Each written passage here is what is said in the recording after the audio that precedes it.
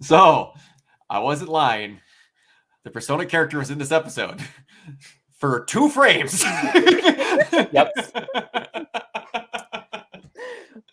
Debating me over here.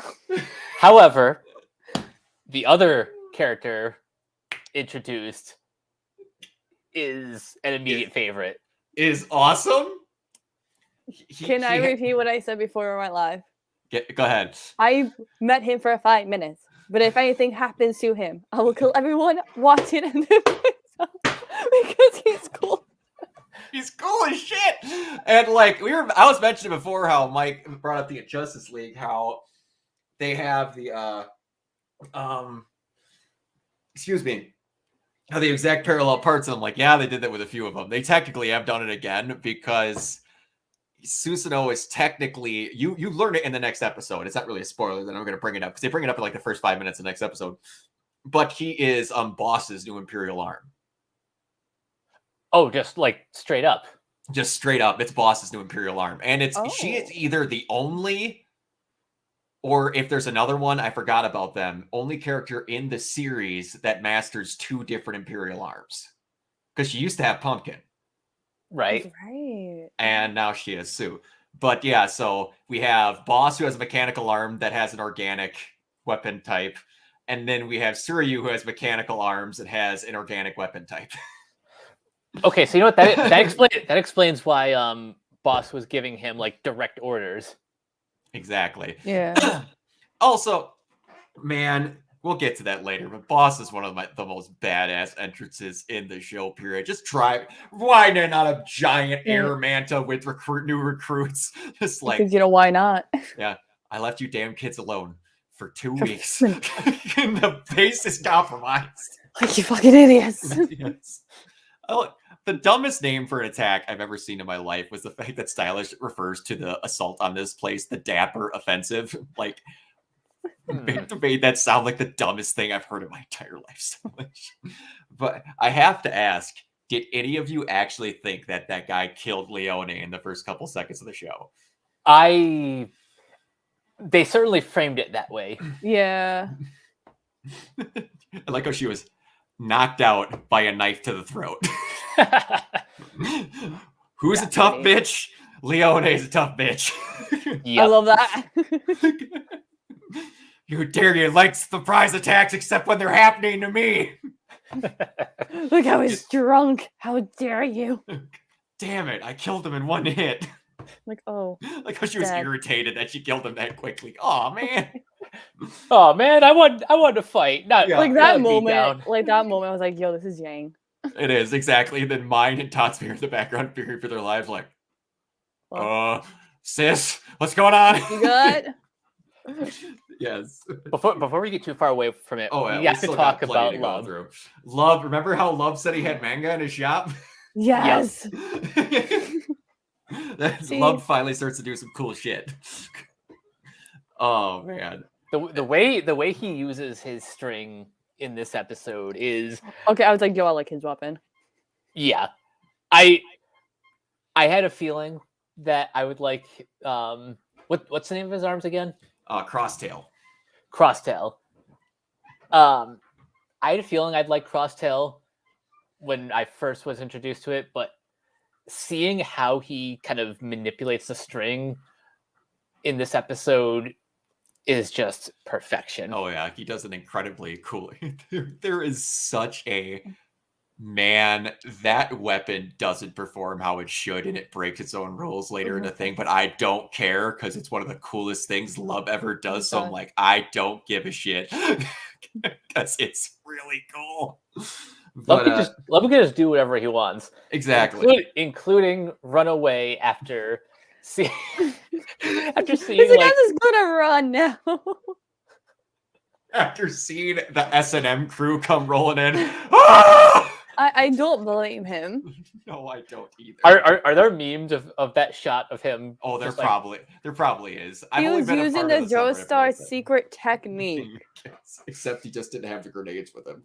I've only been on the Akame Kill subreddit for less than a year, so I wouldn't doubt there at some point someone's made like the shot that we have in the background is like someone puts you and then like responsibilities in the background as all the things running towards you. But so in our chat here, I should probably bring that up, was a couple of things that pop up again. I love how my favorite thing about Fresh Takes is just watching the chat. But and I never know exactly sometimes what moments are happening, but some where it's just like I can always tell they're different where they go and who's doing what. But it's just like I could tell immediately that Masao was like, "Yep, she just saw the guy that was wielding shale scissors." Yeah. That's all she was like, "Oh, dude, how dare you? Dare you? When I saw that, I'm like, you need to get murdered, and you need to get murdered hard. Yep. Oh, I was so freaking pissed. I'm like, you get some degenerate douchebag drunk wielding shale scissors, and I'm just like, nope, I'm not handling that. And this starts to become the moments where my favorite Imperial arm, like I've said it many times, is Pumpkin, and you're starting to see just how powerful that gun is when she, Jacket, you're gonna do whatever, dude. I could use these to block whatever I want. Not if I make a blast big enough to encompass a half a square mile and shoot it at you. Honestly, yeah. Pumpkin turns into like a disintegration ray in that moment. It turns into a Death Star beam on command, and I'm like, I love that gun so much. And yeah, when he gets defeated, it like the first thing that came to my mind was the way Perfect Cell was defeated at the end of the Cell saga. You're not far off. It's been a hot minute, but I remember that. It's just we need something big. You got something big. Yep. Yeah, and that was just in that moment, the first time I ever watched it, the exact moment I said is block that bitch. Good luck. And just nothing's gone. Shale scissors drop. I'm like, thank God. Yeah. You'll find it out in the next episode, so I won't say anything about that. But yeah, I think it's only the second time in the show that if and not the last time that Mine brings back up her scanner. Yes. I was like, oh, the scanner. The Dragon Ball scanner. Yeah, you can tell that anime influences anime. Yeah, and I always look at that shot. I'm like, where were you keeping that scanner? You're wearing a nightgown. I know that thing doesn't have pockets. Where was that scanner? Don't question the anime logic. Don't. That was like there's a great to go on a tangent. I was on the Horizon subreddit because when this is be recording, this is 2 weeks before Horizon Forbidden West comes out. But there's a plot point in Horizon where when they were, for people that don't know, it's that humanity's screwed and they're not able to save our branch of humanity, but they basically do a preservation plan to make sure that humanity can live on again after we're gone. And one of the things that they were going to do is they basically archived all of human technology and history into this thing called Apollo. And then one of the guys who was head of the program, who was just like started losing his mind in isolation, destroyed it and then killed all the other workers on the project after one of the main characters dies that would have tried to stop him.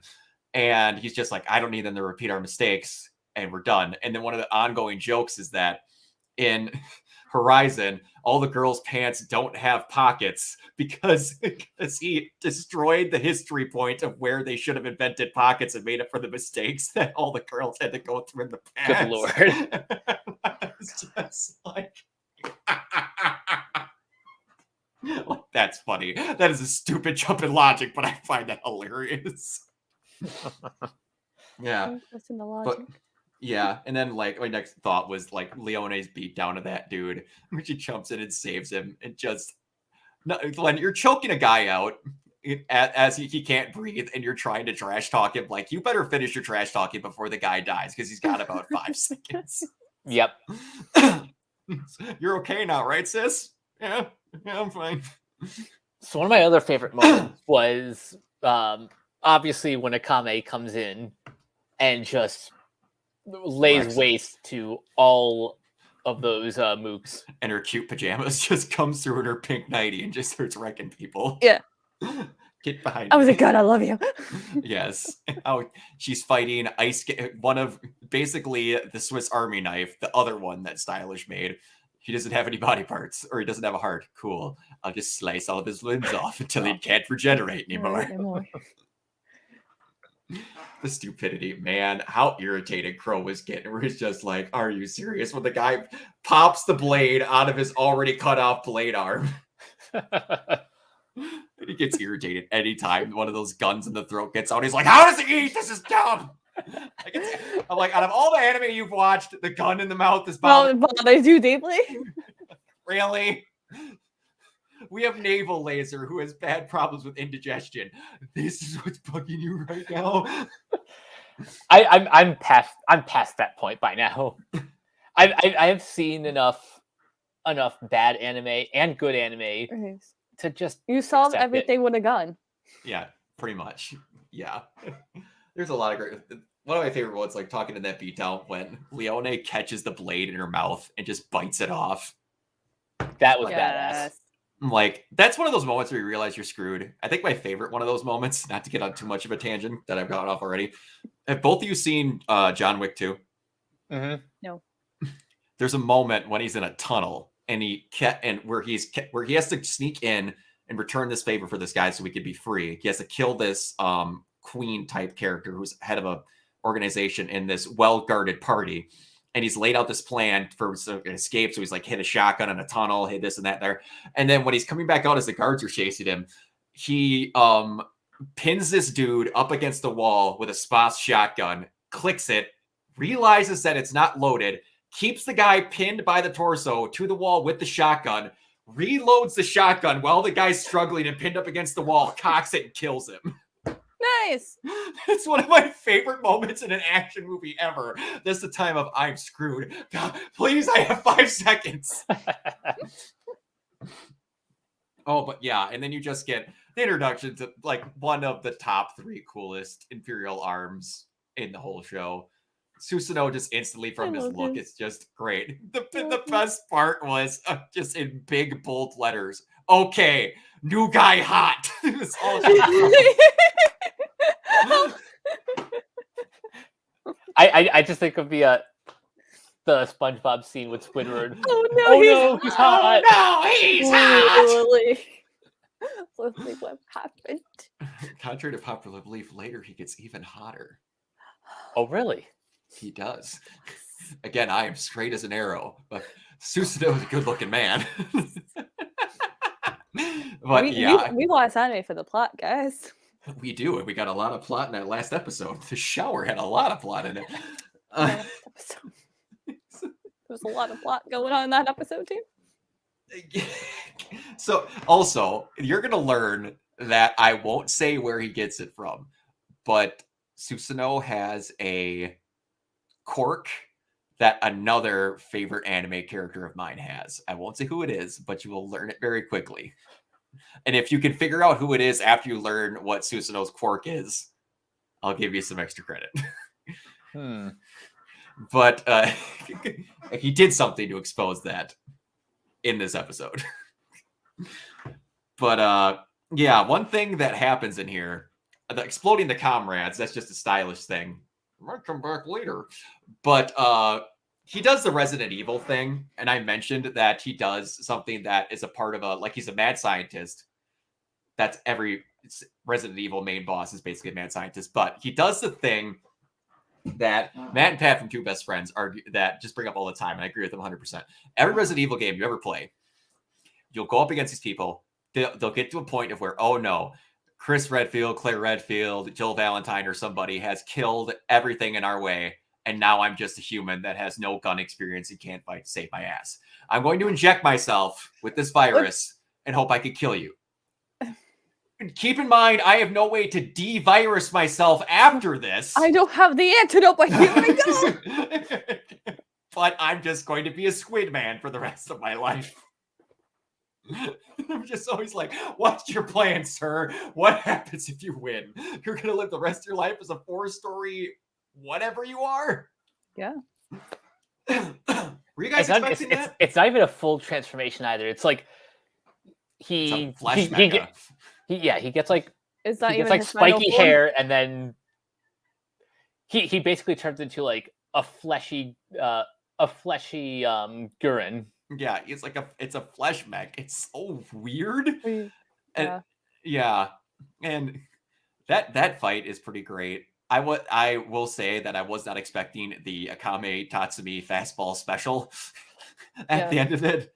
That was pretty great. It's like if you could just cut him, but Akame can't move. I'm like, oh no, wait, she wants to go with him. She's fastball special into that, I guarantee it. Then you get the assistance, man. Again, just how absurd Pumpkin is from a half a mile away. Yep.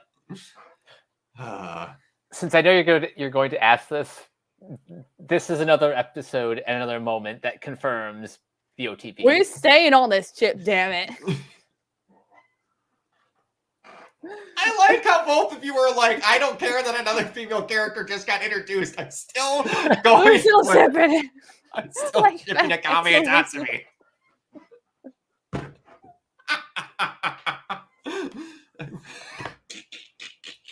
Yes, it is. Even if the ship sinks, I'm staying aboard. We're staying on this ship.